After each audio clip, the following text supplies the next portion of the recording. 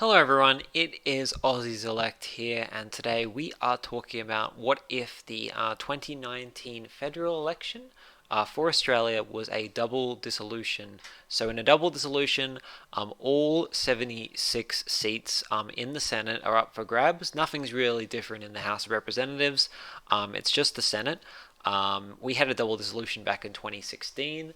2019 was just a half Senate election, so only half of the seats were up for grabs. So all of these seats are not going to change. But in a double dissolution, all the seats are gone, and they're all assigned in the one election. Of course, it uses proportional representation by state.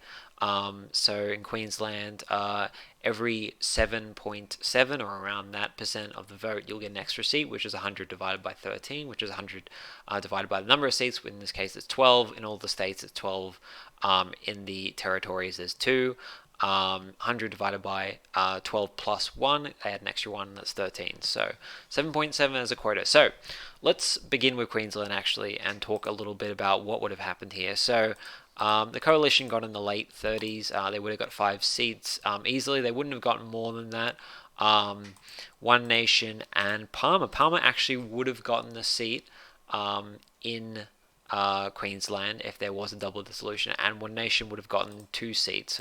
So One Nation actually won a seat. They were one of the few crossbenchers that actually won a seat in the 2019 Senate election, which was a half Senate election.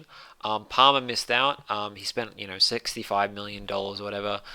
Didn't get a single seat, but in a double dissolution, he actually would have gotten the seat, so his money would have paid off. If only the 2019 election was a double dissolution, not the 2016 election. So Labor would have only got 3, so their record is just as abysmal as it was in the actual election. And so it would have looked kind of similar. The right, once again, would have gotten about 2 out of 3 of each seats. It just would have meant that Palmer would have gotten a seat. So we'll go on to New South Wales. Another interesting state. So if you remember back in 2016, the Liberal Democrats were able to sneak a seat back that they won kind of by accident back in 2013. Since then, the Liberal Democrats have kind of collapsed a little bit. David Lynhill tried his hand in the New South Wales Parliament and failed, unfortunately for him. It was very close, actually. He could have won if things just went a little bit different his way. But in the New South Wales election, the shooters, fishers, and farmers really came out and won. I think they won 3 seats. And their vote did increase in the federal election as well, and they would have actually gotten the seat if there was a double dissolution. One Nation also would have won a seat in New South Wales, much like as they did in the 2016 election. Onto Victoria, the coalition would win 5 seats there. One Nation would not win a seat, actually, and in fact, Hinch would have won his seat back. So he didn't do too well in the half Senate election, but I think he could have actually made it if there was a double dissolution. Onto Tasmania, the coalition would have only gotten 4 seats. The coalition is never really great in Tasmania, even when there was a bit of a swing to them in this election. They didn't. They wouldn't have done too well if there was a double dissolution. The Greens always pretty strong in Tasmania. Onto South Australia, the Greens win 2 there as well. Labor win 4. Centre Alliance don't get anything. Neither the Australian Conservatives, but One Nation does take a seat in South Australia. It just shows how poorly the Australian Conservatives did, given that One Nation won that seat and not them. I was actually thinking that if there was a double dissolution, I think the Australian Conservatives would have won that seat. But and Western Australia, pretty much the same thing as the rest of as South Australia.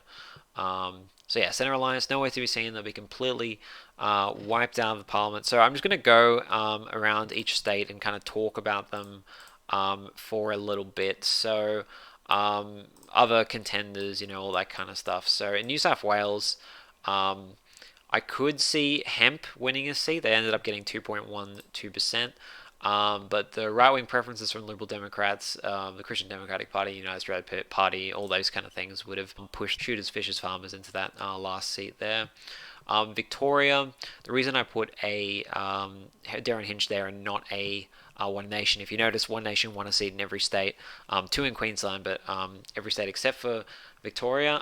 In the half Senate election on the vote count, Hinch stayed for longer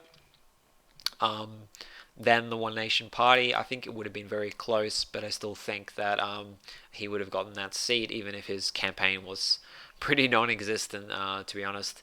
And the Greens get 2 seats off of extra Labour. Labour has a little bit more extra than the four quotas, hemp, and animal justice party preferences. Although it was probably closer to than you may think with the Greens getting 2 seats there.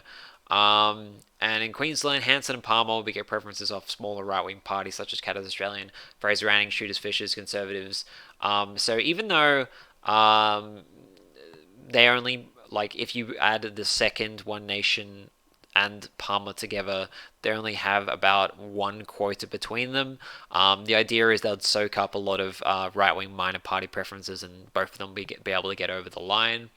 South Australia, the UAP vote there is quite high, it's 3%, but the Greens will take second seat because of left-wing minor party preferences such as Senator Alliance, Animal Justice, and Hemp. But the One Nation already needed some right-wing minor party preferences anyway, so that's why I've given that to One Nation.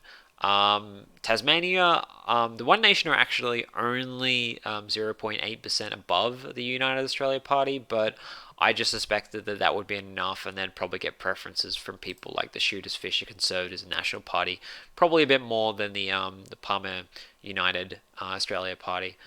So let's talk about if this whole idea is more or less representative of the how people actually voted. So if we come over here, I've made a little chart. You can see here the primary votes. This is how much percent in the Senate each party received.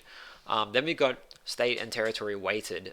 So this is a little thing I did where I weighted every state the same, the percentage they got in this, and this is kind of to mimic the Senate, which has an equal number of seats for every state, and then the territories I gave them a sixth of all the rest of the states, and I kind of averaged it out, all that kind of stuff, and this is what I came up with. So the coalition get a little less, Labor get a little more.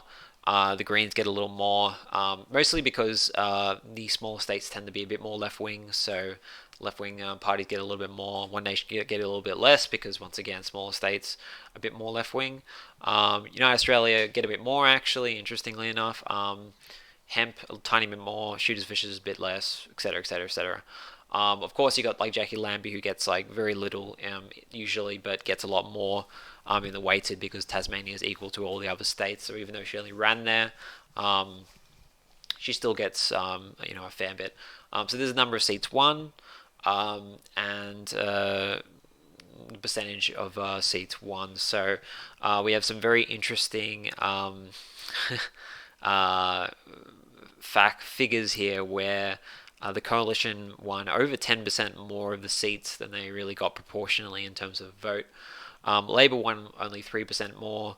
The Greens about 4% more. One Nation about 2.5% less. Lambie 1% more, and then all of these other parties got no representation whatsoever. And this is my double dissolution here, and what the number of seats are given that prediction. And you'll find that in a double dissolution election, that it is always much more proportional than how a half cent election goes. So this is how it went, and this is how it would have gone under a double dissolution. The coalition get a lot less, Labor a little more, the Greens a little less. So it kind of balances itself out there. One Nation a fair bit more than their representation actually. And then you get United Australia Party Shooters, Lambie get a seat both ways, and Hinch will actually get a seat. As you can see here, for the coalition, in a way, it's more difficult than the current Senate would have been. So the current Senate at the moment has them on 35, and then Corey Bernardi, which is basically them as well, would be on 36, and so they only need 3 really to pass anything. in this hypothetical Senate under a double dissolution, they would definitely need One Nation if they can't get Labour or Green support.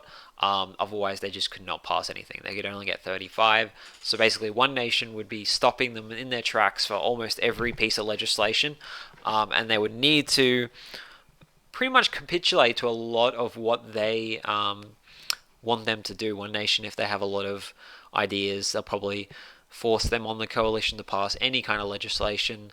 For example, the tax cuts under the current way the Senate kind of voted, or earlier this year, they couldn't have been able to pass it because One Nation blocked the tax cuts. So the coalition would have had to give them a bunch of sweeteners, maybe coal-fired power plant, I don't really know, in order to actually get their votes to pass the tax cuts. If you look at it though, the coalition plus One Nation plus Palmer plus Shooters Fishers is 39. So if you look at just the right-wing parties, I wouldn't class Centre Alliance, Hinch, or Lambie as a right-wing party, and that's why I'm not counting them in this. But if you look at them, they have a little bit more representation than in the current Senate, where it's currently 36 plus 2 One Nation, which is 38. About one extra vote, and that will mean that they'll be able to pass a bunch of stuff. For example, if the Palmer United Party and the United Australia Party and the Shooters, Fishers and Farmers Party wanted to support the cashless welfare card, that could be passed. Medivac, once again, if the United Australia Party, Shooters, Fishers, Farmers supported that, that could be passed. Ensuring integrity, well, One Nation didn't support that, but maybe they would.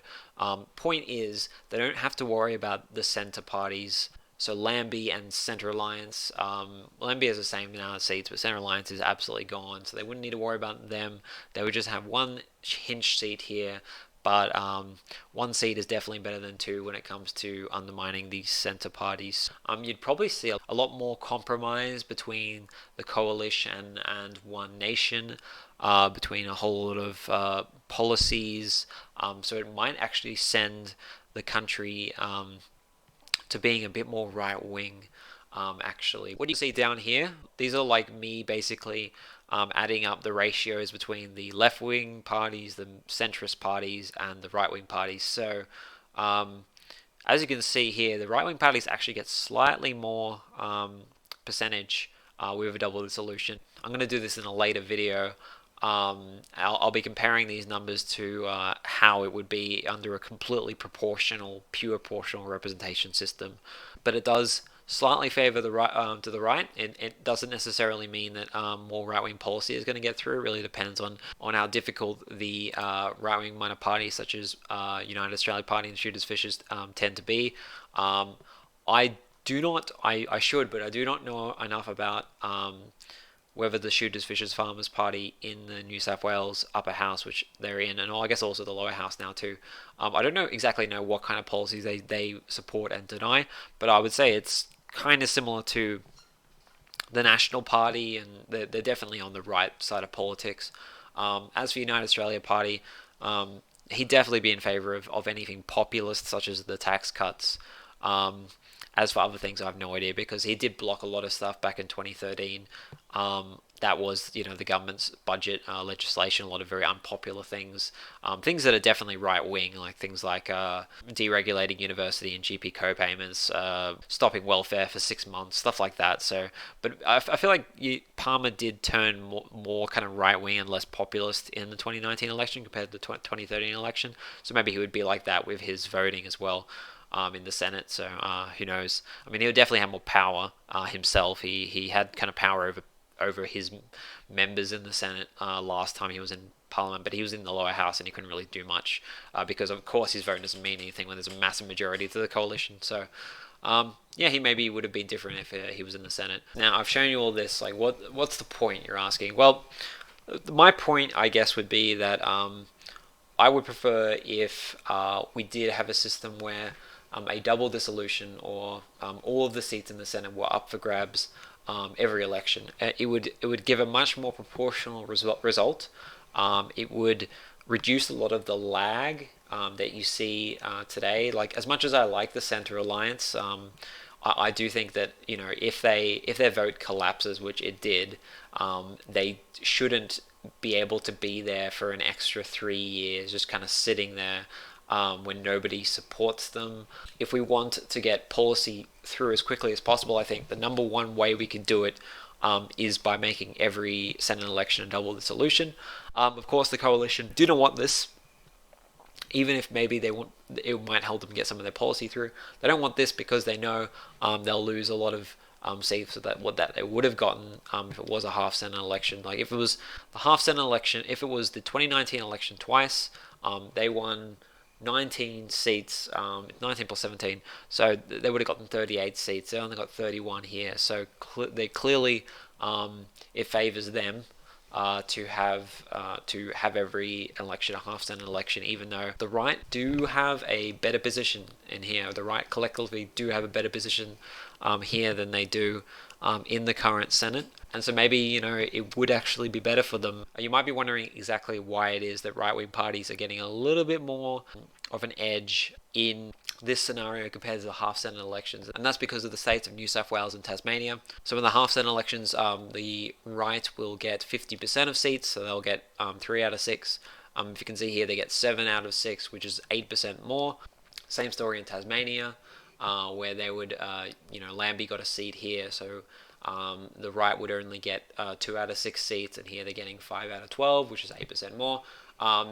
It would mean they get 8% less, though, in Victoria, because, usually they get 50%, they get 3 out of 6, but Hinch kind of pushes them to only 5 seats out of 12, which makes them get 8% less. So they do in total get 8% more seats. So that's why the right wing they have a little bit more room to move in a double dissolution rather than a half Senate election, because they can do this thing where they can win 7 out of 12 seats, or over here they can win 5 out of 12 seats. Yeah, but anyone looking at this would probably get very scared off by the sight of 6 One Nation senators in Parliament. But I would say, though, if we go back to the chart, this over here, a lot of people probably complain about the fact that One Nation got 5.1% or 5.4% here of the vote, and 7.89% of the seats in my double dissolution scenario.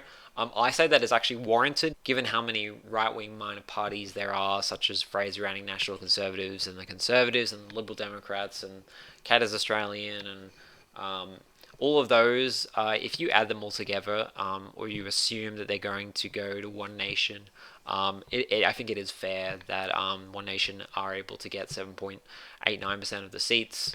But yes, a lot of people will probably find that a bit too scary, and they prefer to have it where the Parliament doesn't deliver as many extremes. A lot of people probably also complain about the fact that Palmer got a seat. Like, they'll say they bought the seat, or that Hinch did nothing for the campaign. Yes, if you believe that the seats given are not deserved, that's your opinion. I think that this system is much fairer than the alternate system. So I just want to finish this off by talking a little bit about fixed terms. So there's a bit of a discussion going around being in a politics class. A lot of people are saying we're very much in favour of increasing the terms of federal elections from 3 to 4 years or 3 to 5 years. I would say that if there was fixed terms and it was 4 years, it would be a bit ridiculous for senators to have 8-year terms. So I actually, whilst I do not support fixed 4-year terms, I'd rather fixed 3-year terms. If we did have fixed 4-year terms, I would agree to it, as long as they did this, where they made every Senate election double dissolution, because I'm sorry, 8-year terms are just too much. And if you are going to add an extra year to it, you want to add a little bit more accountability, and I think this is very accountable. It does keep the bastards honest a little bit more. So if they are hell for 4 years, at least we can kind of stand up for him a little bit longer, with all these minor parties kind of making sure that they don't pass too many nasty things with how much time they have.